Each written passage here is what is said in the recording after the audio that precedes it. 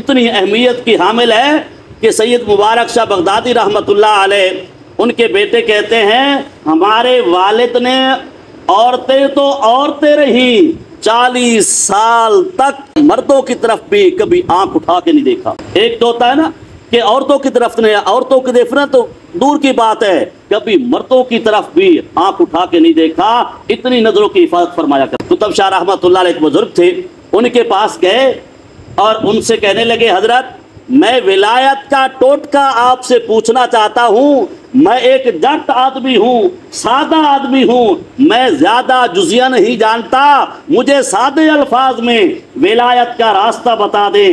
تو اللہ والے فرمانے لگے مبارک سادہ سا اصول یہ ہے، پنجابی زبان میں فرمایا جکا رکھن اکھ دا گھر نہ چھڈن ککھ دا مبارک بندہ بن جیسے لکھ دا۔ پھر اسی اصول کو انہوں نے ساری زندگی اپنایا، حتیٰ کہ وہ فوت ہو چکے ہیں۔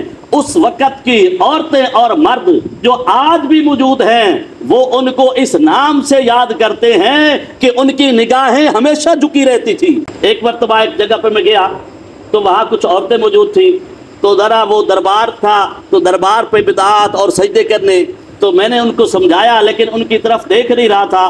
ایک عورت دوسری عورت سے کہنے لگی کہ یہ تو ہمارے پیر کا انداز ہے۔ میں نے پوچھا اماں وہ آپ کا پیر کون سا تھا؟